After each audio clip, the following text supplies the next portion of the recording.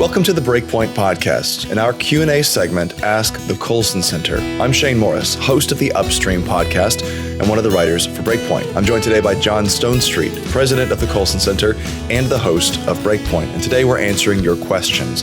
These were sparked by BreakPoint commentaries, short courses, and the Colson Fellows program. If you'd like to send us a question of your own, all you've got to do is email us at askthecolsoncenter@colsoncenter.org.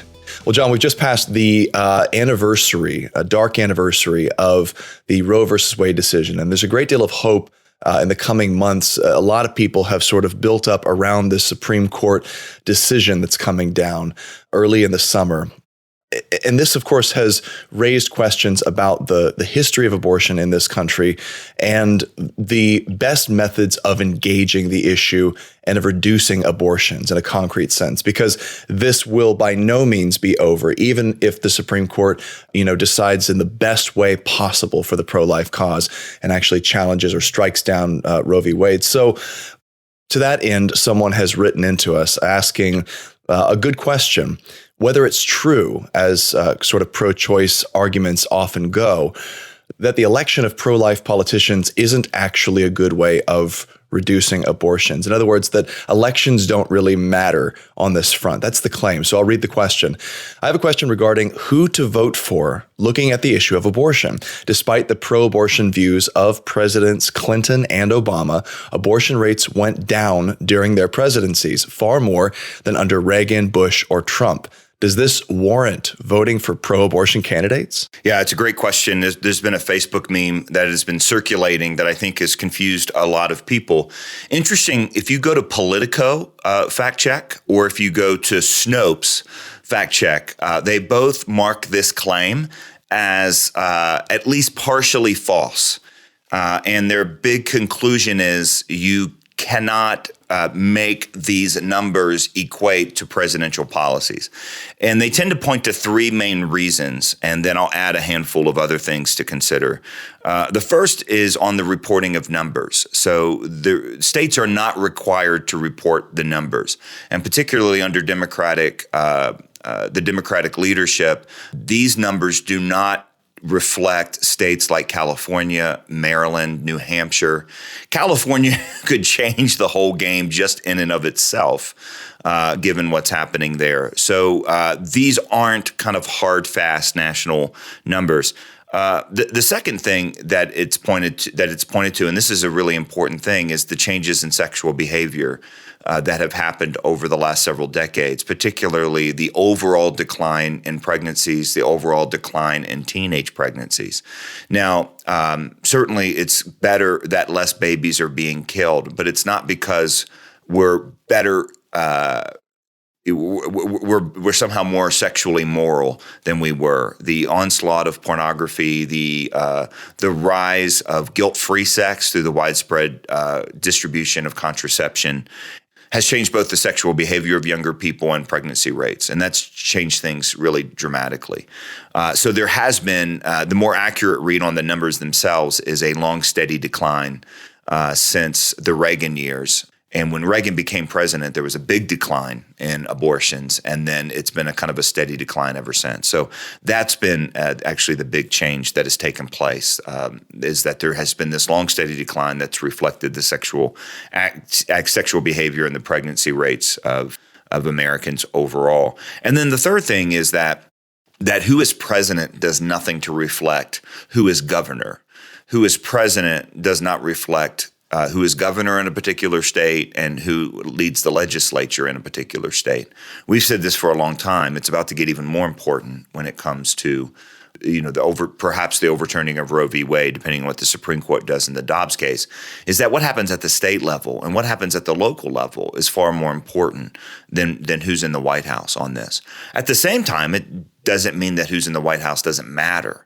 By the way, there's a fourth thing that I didn't mention, and that is the reporting of medical abortions, not just contraception, but actually things like Plan B, things like Ella, RU486, the abortion pill, the morning after pill, things like this.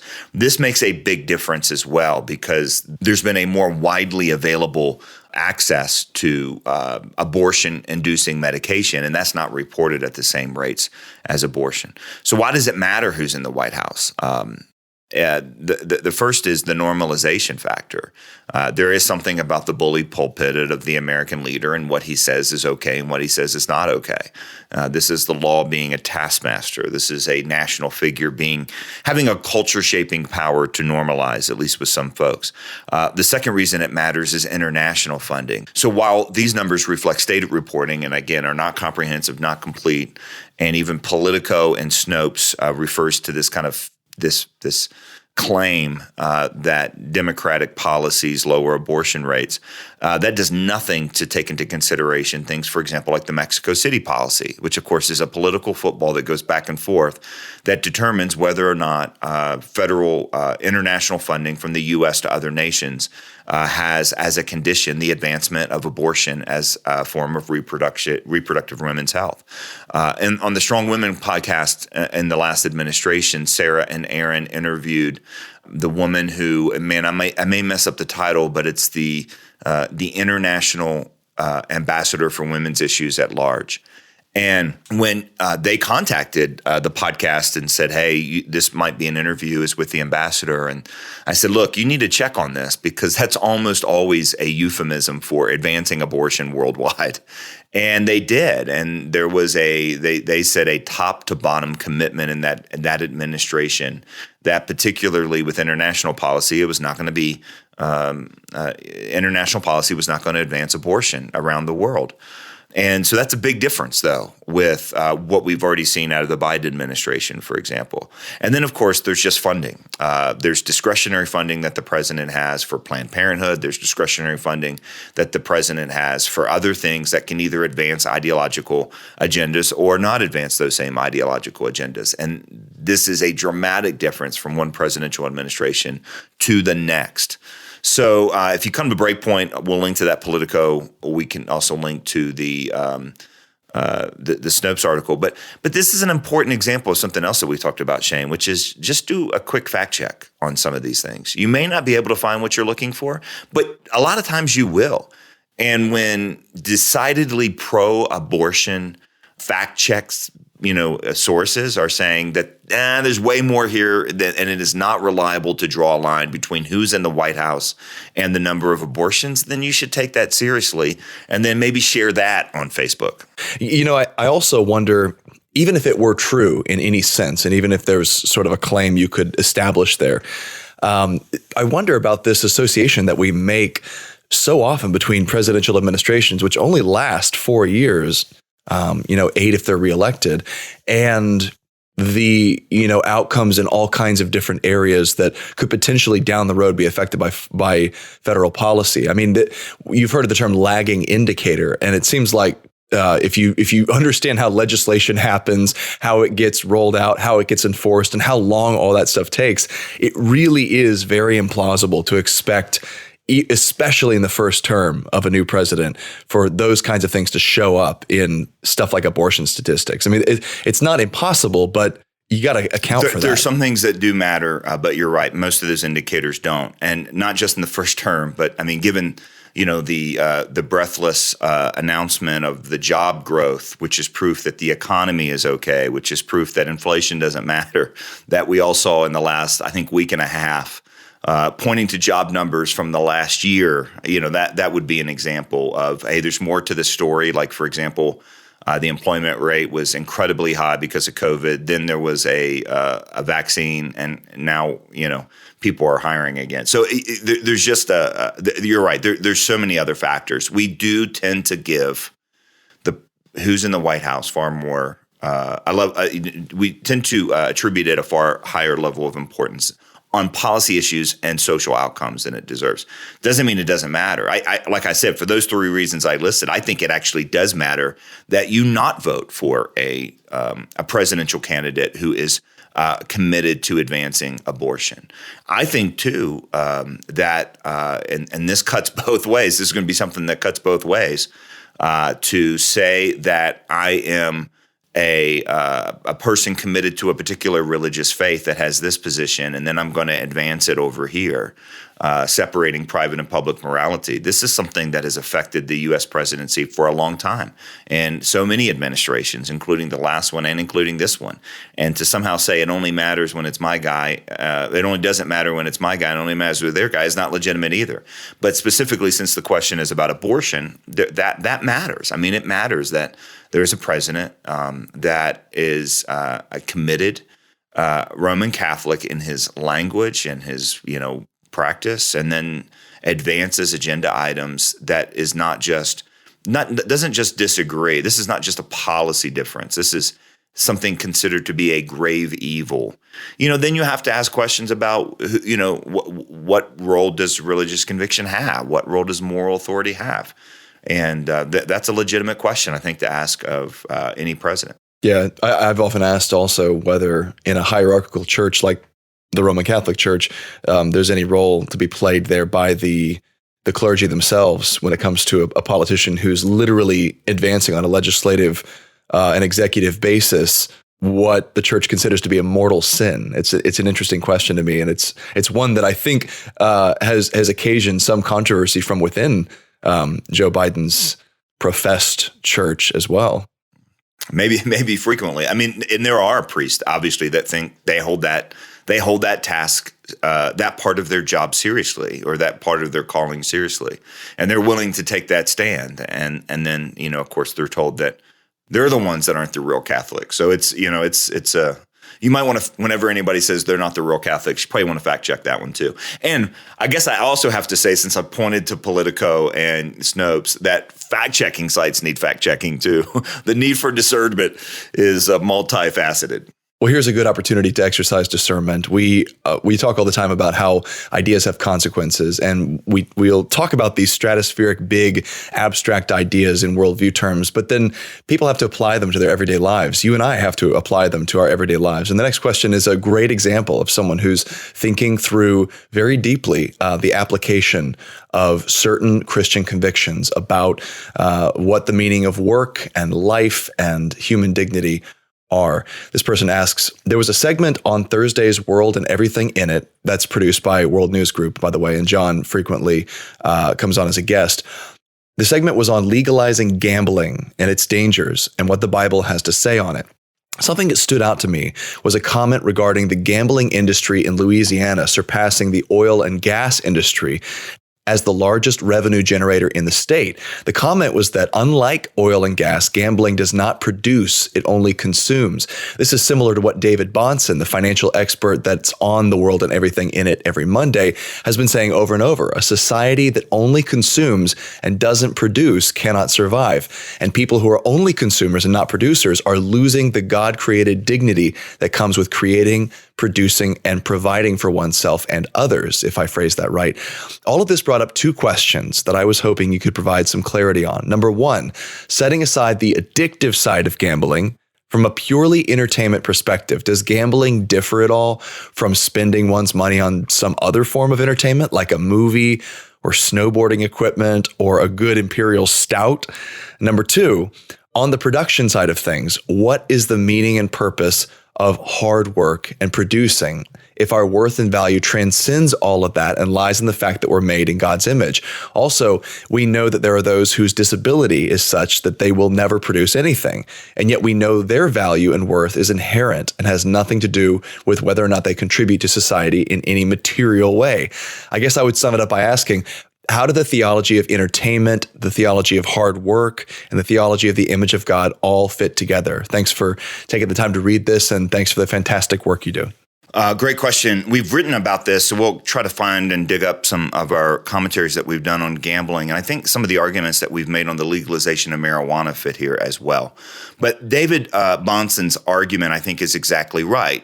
When you incentivize something legally that treats people as only consumers and not producers, or even a whole society, and you look at, for example, the legalization of gambling in different forms, or the legalization of marijuana, it's always sold legislatively in a kind of a promise of dollars, that this is going to bring in a windfall. And so that's treating people as primarily receivers, primarily takers, primarily consumers, and not producers at all. It doesn't incentivize production. So it's a short-term incentivization, not a long-term one, complete. Over across the board. Now, the question in the first one was, how's that different than spending money on some form of entertainment? Well, I think it differs in two ways. First of all, if someone spends all of their money on entertainment, if someone spends a disproportionate amount of money on entertainment or snowboarding equipment or drinks too many good imperial stouts, at this point, then yeah, they're actually treating all of those things as if they are the answer to their problem, as if consuming as much of those things as possible is going to make them happy. You see what I mean? In other words, there's a clear line here. The problem is with gambling and legalized gambling, and this has been demonstrated certainly with marijuana as well, but there is a rewiring of the brain that takes place with this constant fix towards kind of getting rich without having to actually produce something. In other words, there are certainly individuals that treat this as just kind of, well, I'm going to go out, I'm going to spend this much money just like I would have spent it if I had gone to the movies, if I had gone to the Nuggets game or something like that. But that's not what happens with the overall industry. It actually becomes something that preys on a particular group of people. That particular group of people form actually an addiction. That's why there's kind of gambling addiction hotlines. We know that neurologically something happens. And it is a way of pursuing a life of consumption, not production. It's a way of actually incentivizing not working in a way that I think these other forms of entertainment don't. I'm not saying that there's not a way to kind of slip into it and spend all of one's money becoming, a snowboarder or something. I mean, yeah, that actually happens as well. But the addictive side of gambling is not something you can't set aside. There's really not another side to this, kind of in the dominant way of that it's done. And then the second question is, on the production side of things, what's the meaning and purpose of hard work if our worth and value transcends? All of that lies in the fact that we're made in God's image. This isn't an either or. It's not either you find your value in your work or you find your value in God's image. To be made in God's image, at least in the Genesis 2 account, is inherently connected to work. The disability and those questions of folks who are impacted by the fall, that's a really, really good question. Our work isn't the image, but because we're image, we have this capacity to work and actually do meaningful things in the world, to make worlds of the world. People with disability are still largely do that. There's not a degree to which the production equals the value. The value is inherent. But there are surprising and amazing ways that our value transcends our work. And we see that in the relational value. A couple of months ago, we did a coverage of Ernie Johnson, the NBA on TNT reporter whose son had a debilitating condition. And the story of that father-son relationship is really stunning. And that son passed away. And there is a way in which that young man's life changed the lives of many others, and many people see that. Now, even if you can't tangibly measure it, even if you can't tangibly point to this is the way that they have actually made life better in that kind of productive sense, the value is still there. But because of who we are, we have that capacity to create value that is really unexpected. A gambling industry just it isolates, it keeps one relationally from other people. There's so many factors of it. And maybe I'm a little jaded. I spoke several years ago for a pregnancy resource center network in Las Vegas. And, if you want to do a big event in Las Vegas, there's a venue, and it's typically casinos, and some of those things on that far side are nice. So I actually stayed at this casino and went over to the event, just remarkable people doing just incredible work there. And I had an early flight the next day. So I'm walking through this place at 4 a.m. to catch my flight. And I'm just saying, those movies that portray people just kind of barely hanging onto slot machines, just kind of disheveled and hair everywhere and, kind of clearly hungover. That's a real thing. I saw that. That's actually a real thing. And we've got to figure out how to do it. Let me point to a couple things. I think a theology of entertainment has to be understood in light of a theology of art. And that's one of the differences between art and entertainment. Art paraphrases reality. It actually takes you deeper into the real questions of reality, even if you're going into kind of an alternative world like, Middle Earth or something like that. Entertainment's distracting. And distraction isn't the same thing as rest. That's one of the things that's happened in our culture, is that being perpetually distracted equals being has taken over leisure time. That says something about who we are as humans, as opposed to actually productive activities, either relationally or, horticulturally even, a way of actually resting. So I do think the theology of entertainment has to be better understood within the theology of art. There's a helpful distinction to be made between art and entertainment, and that needs to happen. I can point you to certainly Neil Postman's book, Amusing Ourselves to Death. He makes some of those distinctions there. I think Leisure, the Basis of Culture, is another interesting book, the book that makes some of those distinctions.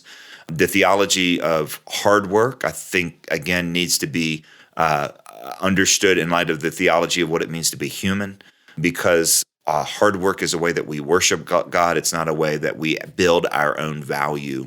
And so the image of God is primary, I think, to understand, and the role that the image bearers are going to play in the larger creation. It's really like, I think one of the essential aspects of being made in God's image is that sovereign position that God puts us in, or that dominion, to have dominion, a rulership. Some people call it kind of that vice regent sort of position.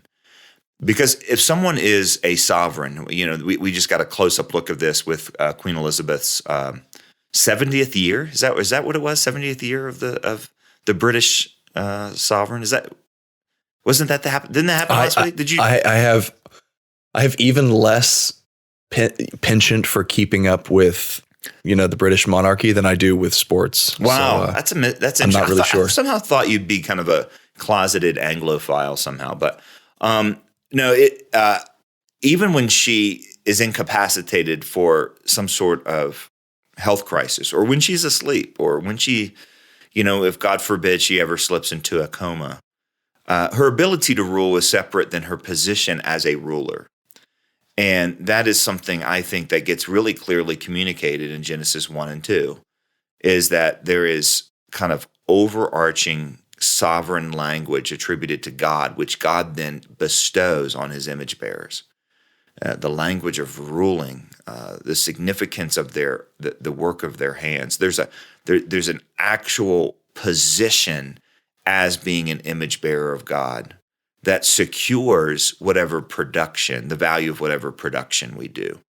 But our position isn't secured by the production secured by the position in a biblical hierarchy of value, if that makes sense. Yeah, going back to the first half of this question, the questioner asks, setting aside the addictive side of gambling, and I'm not sure that we would want to do that, because from a purely entertainment perspective, the idea of spending money on something, although you're not really getting anything in return in this case, I don't know if I'd see a great difference between that and going to see, an Avengers flick, were it not for the addictive side of it. I think, isn't it true that legislation against gambling is primarily aimed at the fact that it does tend to be so addictive, it is so destructive of people's lives, and it does represent a threat to public order if it is allowed to proliferate,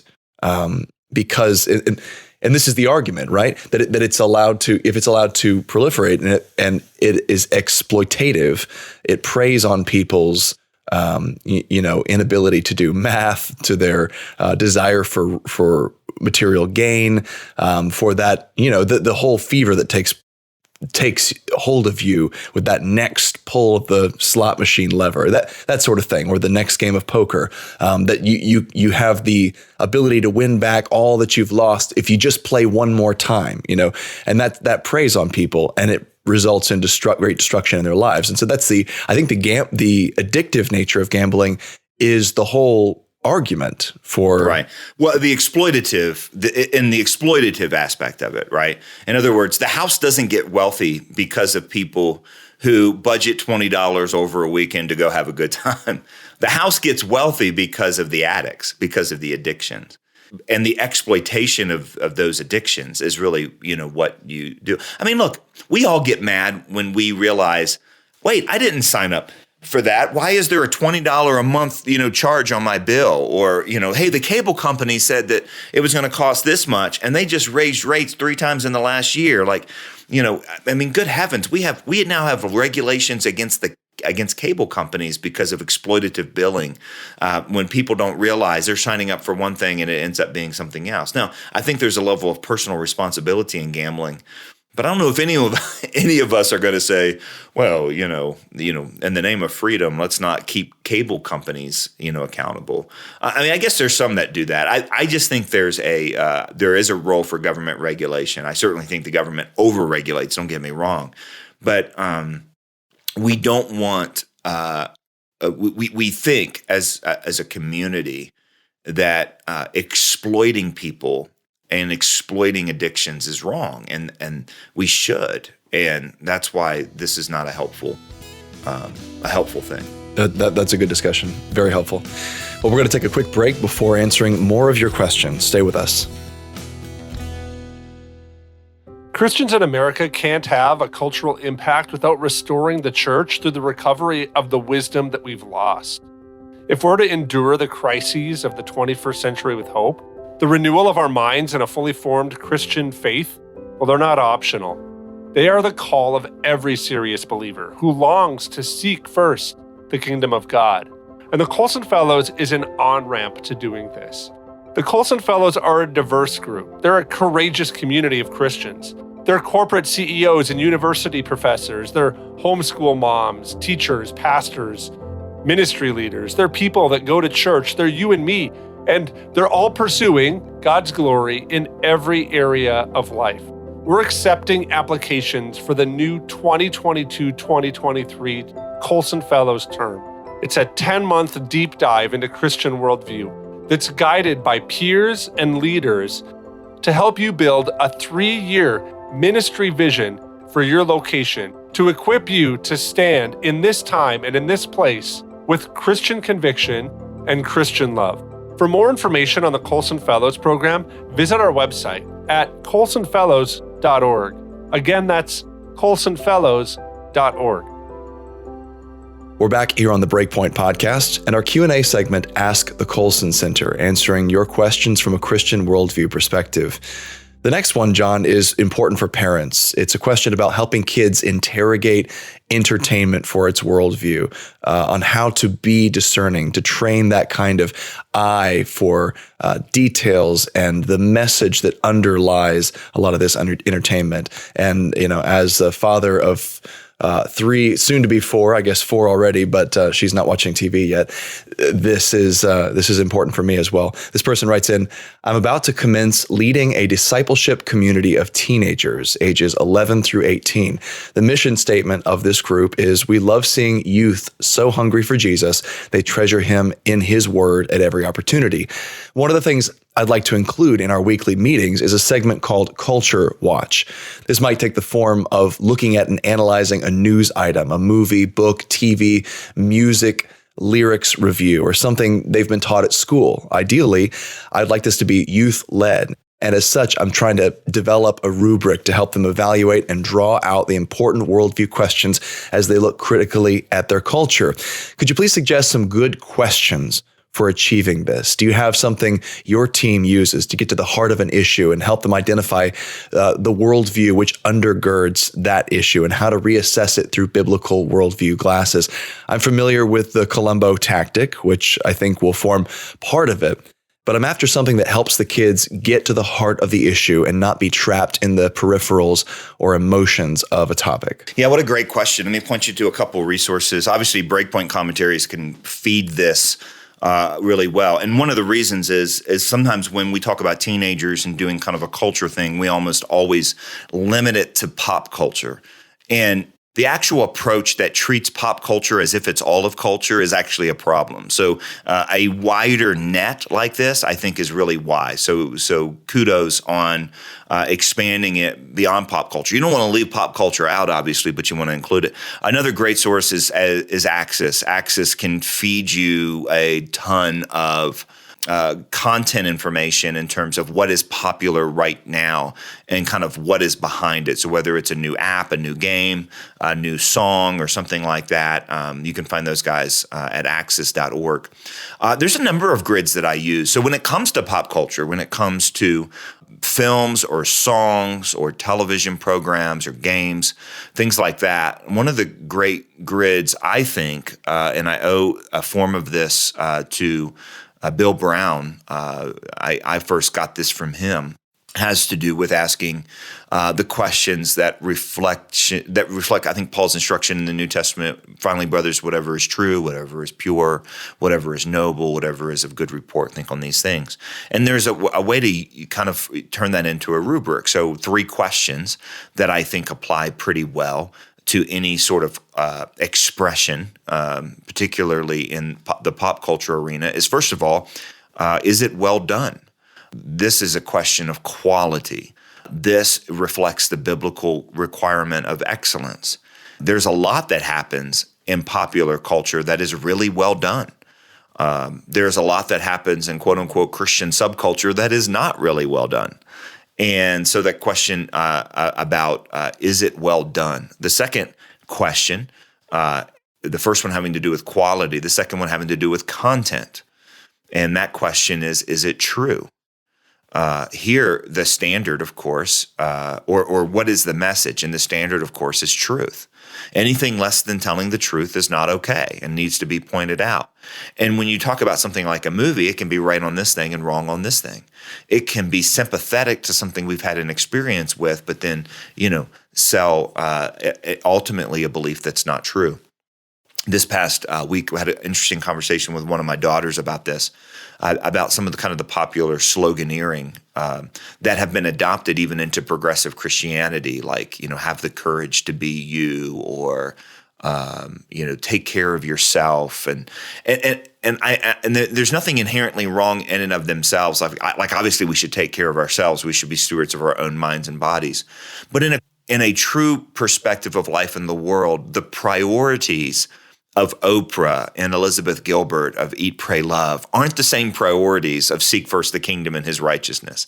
So, we had this conversation like, okay, well, it's not that statement in and of itself isn't true. It's that it's not a priority in a Christian worldview. What is a priority of this? And so when you look at the quality, you're looking at excellence. When you're looking at the content, you're looking at truth. And you're also looking at the ordering of the truth, right? This is the Augustinian view that, is this really important? Is this really as important as people say? I think this is a particularly important message to highlight with the perpetual, incessant, non-stopping claims of victimhood in our culture. The third category is the questions about the form. The form has to do with the purpose of it. And of course, the biblical standard for this is noble, that you have a noble purpose. Classic example of this is George Lucas and the Star Wars films, right?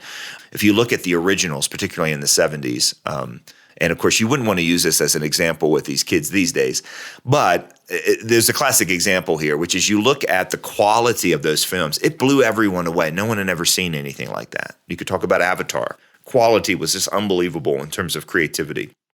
There are some storylines. If you look at the storyline of something like Breaking Bad, right, which is just a qualitatively, in terms of the acting and everything, just really, really good. The messages of Star Wars, some of those things, not true, right? The purpose, now you're getting at, looking at what's behind it, realizing that this stuff doesn't just come out of nowhere. There's an intentionality. What did George Lucas intend?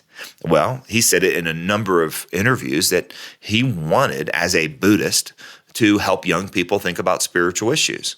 That's actually a noble purpose, even though kind of how he defines the spiritual purpose is wrong.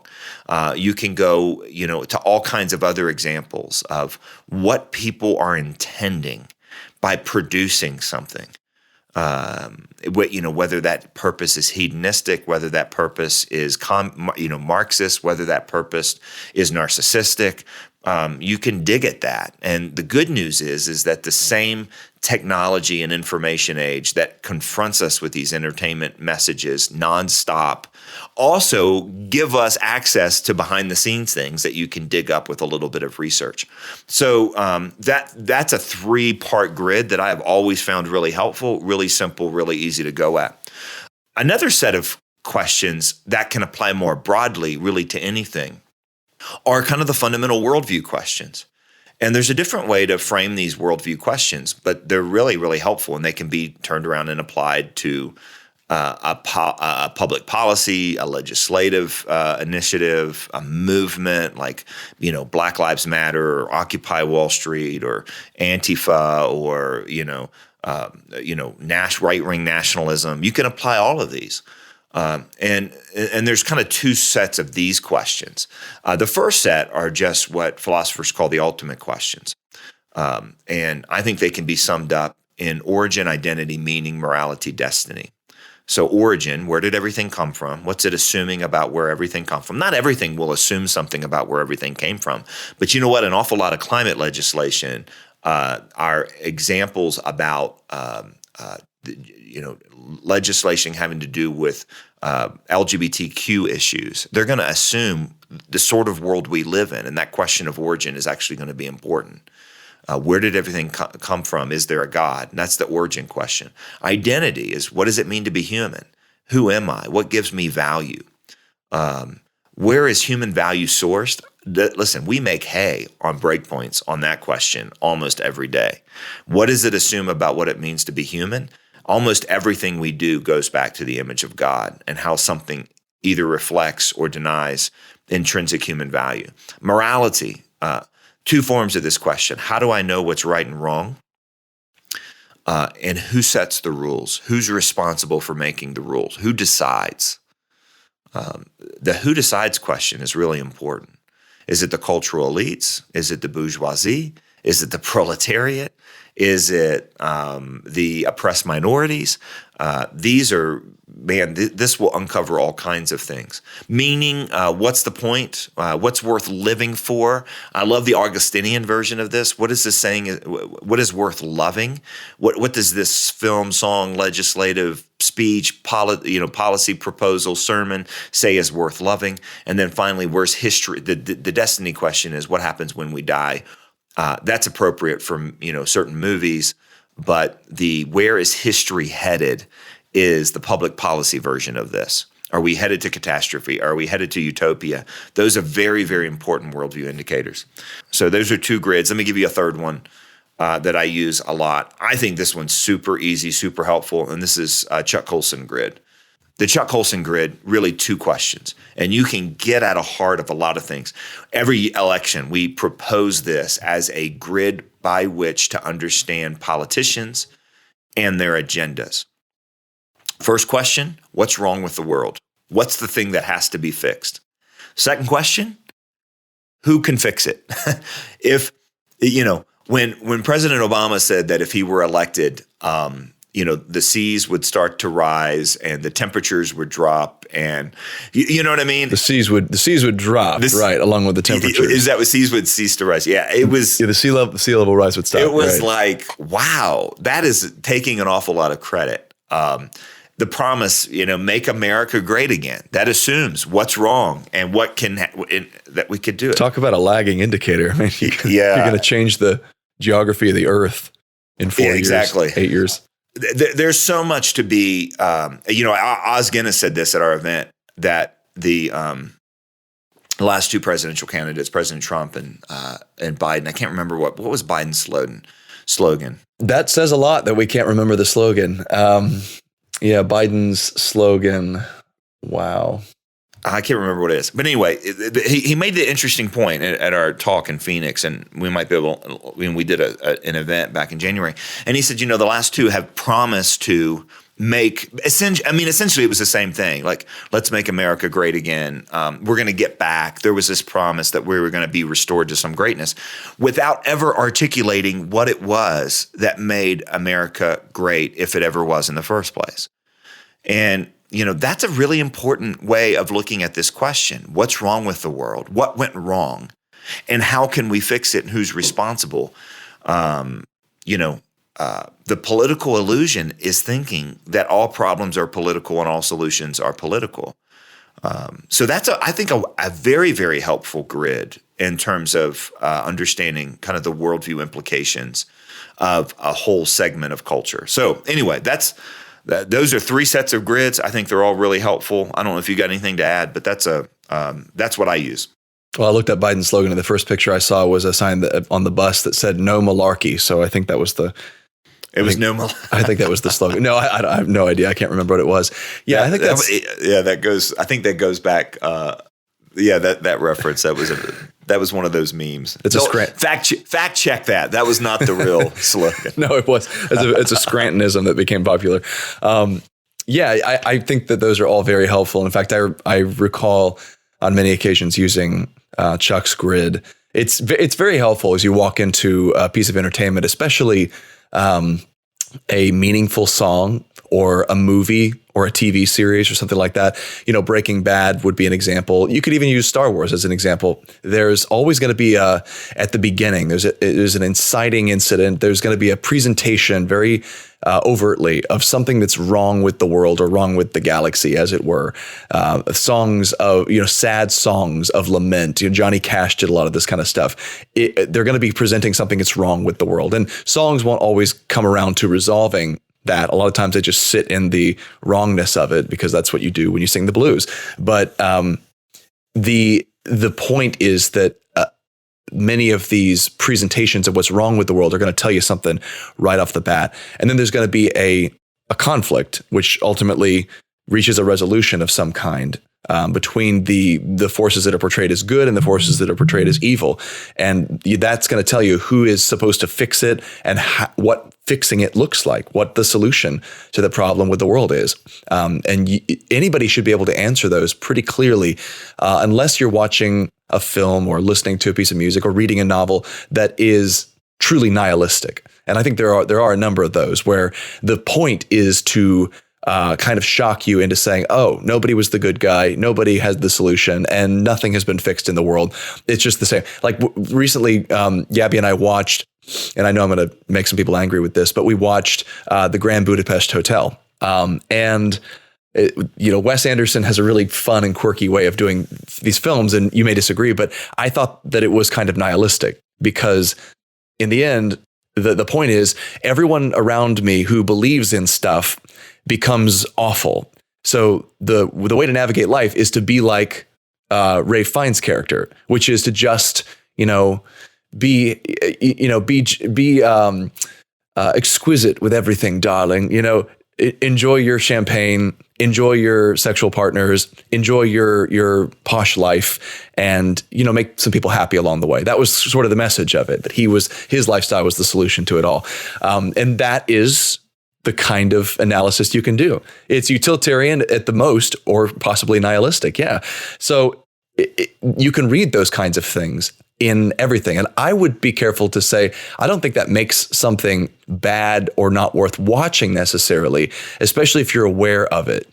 There's a lot that you can learn about the state of the human soul from watching those sort of things. And obviously good art does not necessarily coincide with art that has the right message, right? But once you become a reader of these things, you can begin to, I think you can begin to master them. You can become very sort of powerful as a communication partner with people who have watched them and have been inspired by them. Because one thing that, we've always said, John, and I know that Chuck said, is that these sorts of things, and you go back to what C.S. Lewis says about the most powerful ideas being the unspoken ones. These sorts of things get in your head without you explicitly acknowledging or understanding, communicating what the message is. A message does not have to be fully and consciously grasped for it to influence your life. And that's what's so, that's what can be so pernicious. And once you understand that, you can help other people understand that. It becomes a very powerful way of engaging with this stuff and understanding what makes people, what moves them, what makes them excited, what makes them happy, what makes them sad. All of this is integral to the question of consuming pop culture and discerning it well. So I don't take that posture of just like blocking out stuff that doesn't have an overtly Christian message, but you got to be cautious with it, right? You got to understand its influence and its power on you and others. And that's one of the things I think to communicate to these students is how subtle cultural values can be, how they can be brainwashed without realizing it. I think the heart is deceitful above all things, and there's plenty of examples of people, quote unquote, engaging the culture and then being brainwashed by it. So I think that needs to be careful. But when you're talking to a group of teenagers, to pretend that they're not deeply swimming in culture is foolish. I've got some stories of Christian school headmasters in particular who kind of treated pop culture, which particularly in the 90s was so powerful in shaping the worldview of students. I think now that it's more because of social media and digital technology, but at the time it was television. It was Billboard, the Billboard music artist. And their approach was to pretend like their students wouldn't do that. And it was just foolish.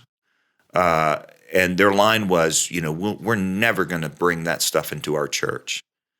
And my response to that was, you should bring it into the church, because if you don't bring it into the church and look at it through the lens of a biblical worldview and the truth of Scripture, then what you're doing instead is sending kids out to engage it on that turf instead of this turf, without any sort of framing, without any sort of mentoring, without any sort of leading. The kind of hiding from that stuff, and I go back to something we've said a couple times here recently, which is this approach of trying to hide from it.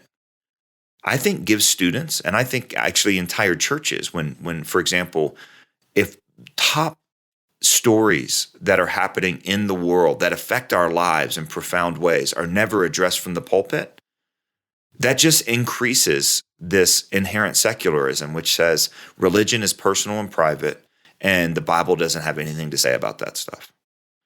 So it's not just kind of this, well, it's not that bad, therefore I can engage it, because sometimes it is that bad.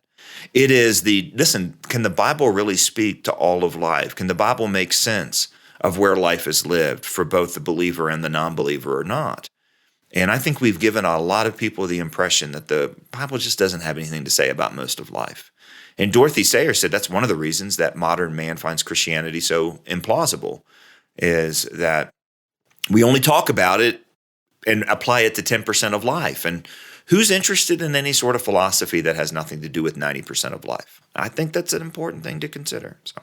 Well, here's the last question today, John. I think it's a good one. It gives us an opportunity to distinguish between some important words like religion and worldview.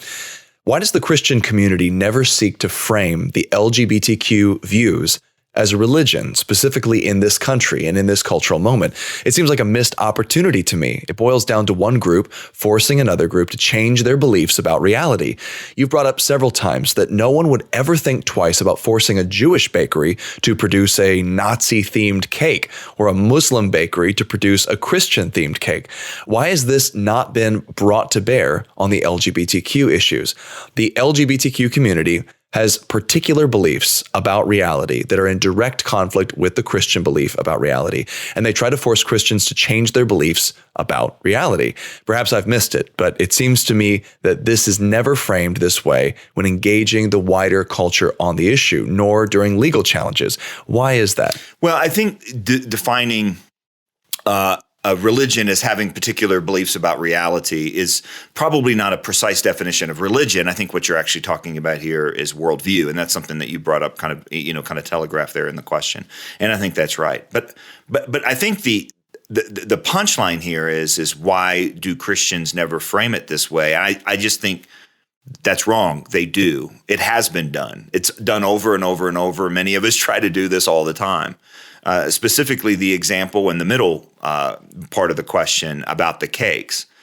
The thing that made all the difference for Jack Phillips and his, and specifically during this legal challenge that Jack faced at the Supreme Court, was the fact that someone framed the issue this way. Someone went around to bakeries in Denver, the same city, and asked these bakeries to bake a cake that was that had anti-LGBT views. Either like a Leviticus quote or homosexuality is a sin. I can't remember all the nuances of it. And he was turned down, and he appealed to the Civil Rights Commission. And his case was treated specifically different than Jack Phillips' case.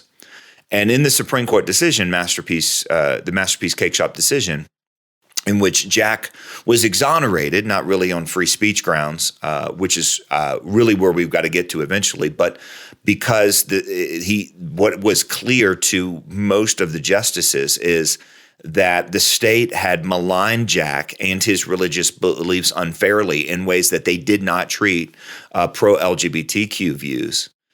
In other words, when this other man who went around and sought, this kind of pro-Christian anti-LGBT cake, he was immediately turned down. He appealed to the Civil Rights Commission. The Civil Rights Commission said, you don't have a case, and that was it.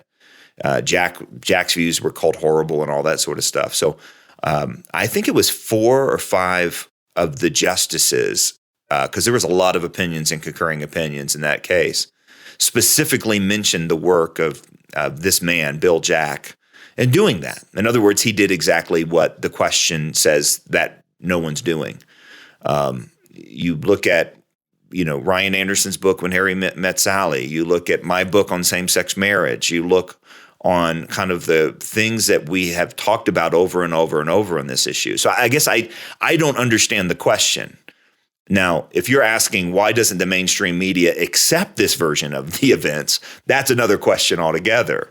In other words, ADF makes this case legally all the time. They're currently making this case.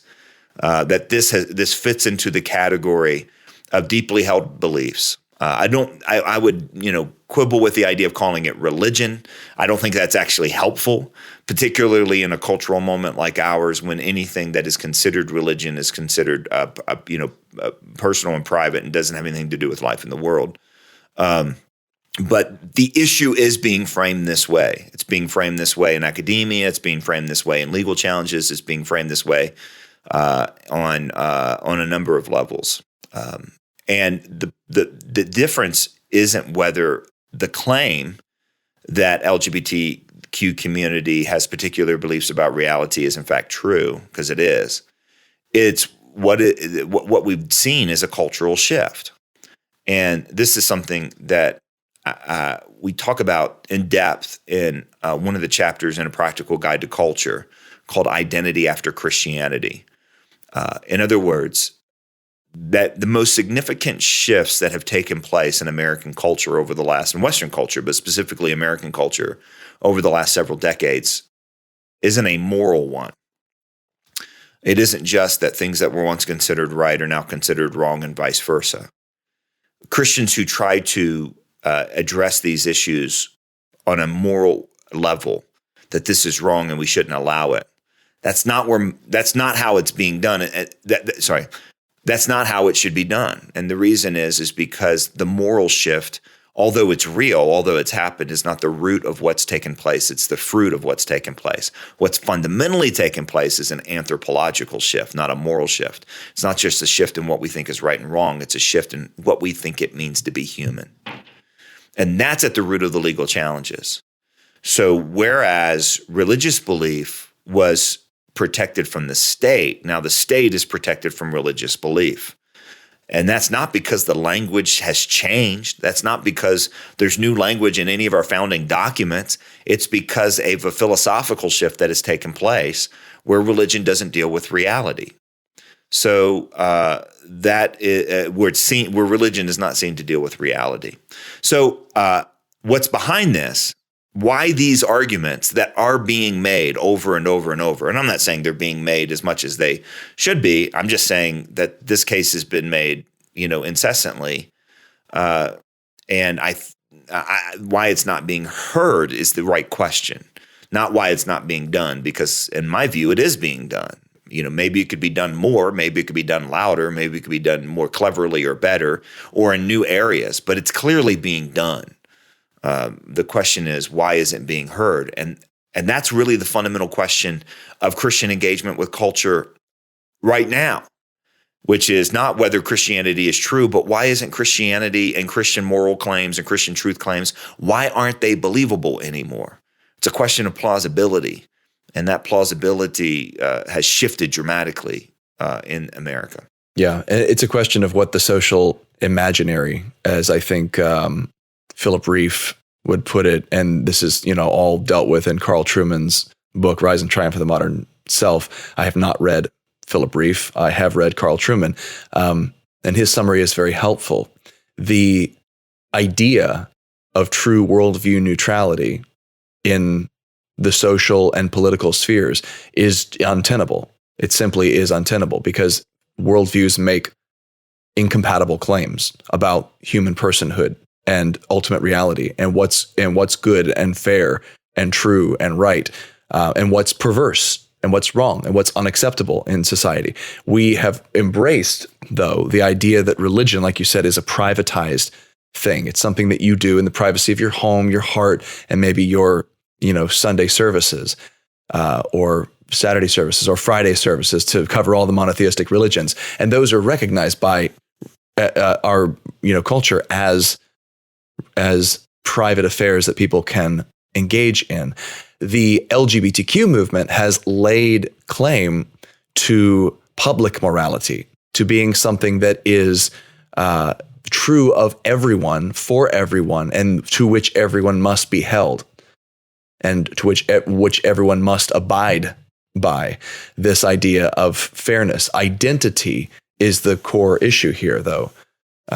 Who you are as an individual and your right to be recognized as that individual, be recognized according to that identity. And this is one of the central points of Trueman's book, that once you accept publicly the claim that someone has a right to be recognized as, say, gay or transgender, and to have others behave accordingly, and that their recognition of your identity becomes central to your right to have that identity, everyone must abide by that. There can't be a freedom for dissenters to say, well, look, I'll sell you the accoutrements of a wedding, but I'm not going to endorse a particular message. I'm not going to use my artistic talents to glorify something I believe to be wrong and perverse and disordered and broken. That's not compatible with the socially accepted and imagined belief that everyone has a right to be who they want to be, and everyone else has to agree with that. And so there's a zero-sum aspect to this, right? That once you push Christian beliefs out to the side, we're not talking about theological beliefs here. We're talking about beliefs about reality, things that pretty much everyone would have embraced along with Christians until very recently. Those beliefs have been pushed aside in favor of a new set of beliefs that now everyone is expected to abide by. And the reason that this question to me is helpful is not because, I agree with you, John. I wouldn't go around calling the LGBTQ movement a religion per se. I don't think that's super helpful. I would go around calling it a worldview, or at least part of a worldview. And we could call that worldview something like expressive individualism, to point out the fact that there are basic answers to basic questions about the world that are being assumed here, and that we're all now expected to abide by in the public sphere. And if we don't abide by that, we are, we're going to face consequences. That's been the whole friction that's led to all these legal challenges. That is, understanding that has been very helpful for me. Understanding the impossibility of true neutrality when it comes to claims about reality. And that's at bottom what a worldview is. That's why you can't truly be worldview neutral. Like Natasha Crane says, you can have a secular society, quote unquote, in that there's no established state church, but you can't have a secular society in the sense that we're worldview neutral in how we run things, because laws are made on the basis of the answers to moral questions. What's right? What's wrong? What are rights? Who has a right to what? When you redefine reality to say that I have a right now to say that this intrinsically infertile, not biologically nonsensical relationship is a marriage, then other people have to get in line. You're going to have to change other people's behavior in order to make that seem true. But if that claim fundamentally, contradicts reality, that's the basis on which we argue it, not on the basis of, or not only on the basis of, hey, I have a religious conviction in private that I should be able to live in public. I mean, that's part of it because we have a First Amendment, but I think it's a little bigger than that. It's a conflict over what's real. And that's the ground on which it has to be fought. We get questions like this sometimes where it's, why has no one done this when a whole lot of people have done it? And there's a little bit of frustration you can hear in my voice, not against this person. I understand if they haven't seen it. What we don't need are more professionals writing the same thing over and over and over. I mean, Carl Trueman is the reason his book was so big because he did exactly what this question says wasn't done. And his book wasn't the first. His book was the most general and the most helpful and the most academic. But that same, way of seeing and framing this issue has been applied in public policy, has been applied across the board. What we need are Christians everywhere having the conversations about this. And kind of the Johnny Erickson Tata way of, change culture, or, she says, in the line at Starbucks, and Chuck would say over the backyard fence and around the barbecue grill. In other words, we need everyday Christians talking like this. We need everyday Christians with the ability to discern and to make the case for the credibility and plausibility of the biblical perspective by pointing out that this is more than just a live and let live issue. This is a view of what it means to be human and a view of reality itself that is now being hoisted upon our kids. You look at the arguments being made by people resisting the Loudoun County School Board, for example. It took them a while to get there, and it was the CRT thing that got them there, and now they're kind of going back through the transgender issue. But that's exactly what Tanner Cross, the PE teacher at a Loudoun County school, this was the argument he made to his school board. You can go look up the video. It has been done. The fact that there wasn't a whole lot of parents standing beside him saying, this is not what is true, and I don't want my kids to actually hold on to this. It wasn't, in other words, the disconnect here is that this approach needs to be taken in every situation, not just kind of, it's just not true that it hasn't been done. It has been done. The question is, how do we then take this approach and then utilize it in our everyday conversations and how we disciple our kids and how we preach and teach in churches? In other words, how do we get you to do this? How do we get me to do this in our debates? And I think the most damning way that we're not seeing this issue for what it really has less to do with what we believe and more to do with whether we're actually willing to say something. It's what one of my friends calls cocktail party pressure. We don't need, the problem isn't that there hasn't been academic books or there hasn't been policy or there hasn't been resistance to these issues on this basis, because there has. The problem is that many everyday Christians just aren't willing to spend their social capital just pointing out and going, sorry. There was an interesting article in the Wall Street Journal this week where somebody says, when you're asked your pronouns, don't answer. I think that's profound. But to go along with it is where the real problem lies in every area of life. That's where the real problem is. It's not that no one's ever thought of this before. It's been thought of. It's been articulated over and over and over and over and over again. Yeah. It's like the cisgender word, the meaning, which you often say is a meaningless word. Just to say it is to participate or to assume something prior. It's a word that doesn't need to exist. And to refuse to acknowledge its existence is to do what this question is asking. So let's all do it. Yeah. Let's all just refuse to participate. Yeah. Thank you. Good question and a very thought-provoking discussion. Well, thanks for joining us today on the BreakPoint podcast and our Q&A segment, Ask the Colson Center. If you've got a question you'd like us to answer here on the podcast, all you've got to do is email us at askthecolsoncenter@colsoncenter.org, and we'd love to talk about it here on the program. For John Stone Street and the Colson Center, I'm Shane Morris. We'll see you next time.